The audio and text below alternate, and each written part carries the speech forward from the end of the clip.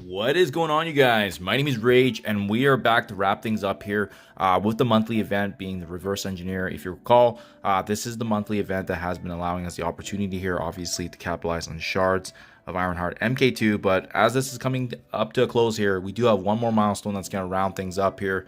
We are missing actually the indestructible paint, and that now the event is fully previewable in the game. So that's what we're going to be breaking down today, guys. So obviously having all these materials are really good, but let's understand and break down what we're going to be needing to do for this last and final event being called the Weapons Online. So very similar to the past events we've already seen. This is nothing new. If you hit the I for additional details, essentially with this event we're gaining progress by spending both power cores and as well farming campaign nodes.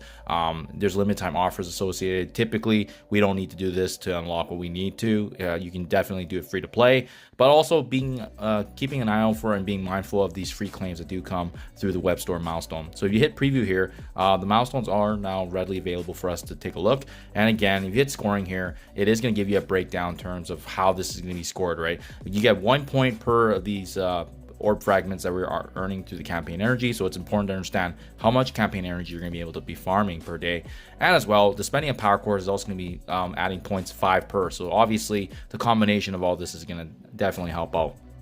Now, before we even set a goal, we have to understand at the end of the day, where is this going to be ranking, and what should our targets be. Obviously everything with these vibranium slabs obviously will add to the monthly event to wrap things up, but as you scroll lower and lower, we're going to be seeing that there's actually a juicy 30 shards here of MK2 seeing a milestone 11. So that's definitely a very attractive target. But scrolling down a little bit further, we also have Infinity War Thor shards here. Mind you, he is farmable now in the game, so this is not as attractive, but it's still a nice freebie that you can get additional 50 shards.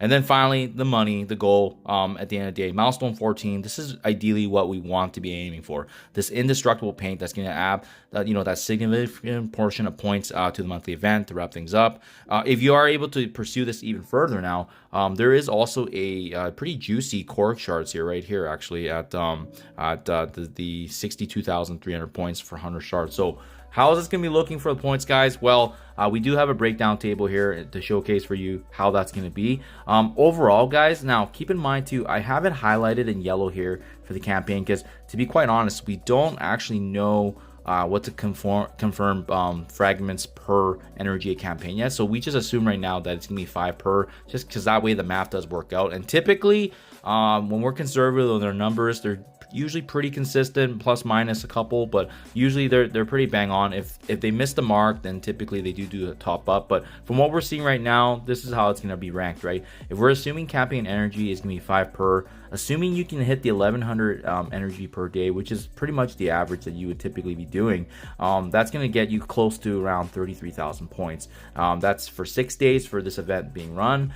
And as well, we're going to have the power cores component, right, which is the spending of power cores 200 per day, allowing us the additional campaign energy, and which is funneling back into that 33,000. That should give us a 6,000. So from campaign energy alone, with the spending of power cores, that should get us pretty darn close to 40,000.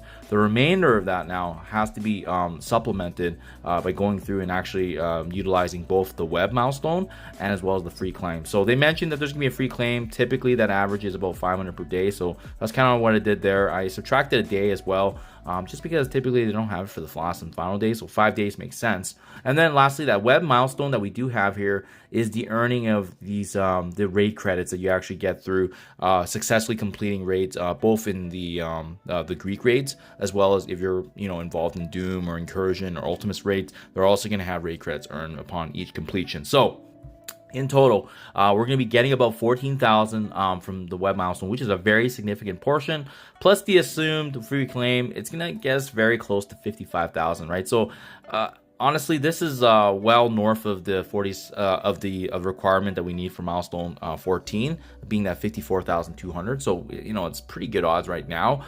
It's gonna be tight though, just to say from these numbers. And again, we're assuming we're maximizing the amount that we're campaign farming. So obviously with these events, they usually typically make it free to play. And like I said, the most we ever usually have to do is spend about 200 power cores per day, guys. So make sure you're saving up. This event actually starts, well, the preview is right now, so it is is effectively live tomorrow at reset. So just be mindful of that and be ready to use that campaign energy to farm on the nodes. Obviously, just keep doing what you're doing, but as well utilizing your power cores again for those 4 refreshes per day. Additional campaign energy is going to help, and making sure that you guys are going through raids. But there you guys have it. My target will obviously be milestone 14 here, just for the indestructible paint to round up things off for the rest of the month. However, I do like how attractive these core shards are here, being 100, but keep in mind you can still farm them in the supply store as well, so it's not do or die for sure. It's a nice freebie if you're able to get it, but at the end of the day, we should always just be getting for the monthly event to wrap things up if you're able to. So there you guys have it, short and sweet here update.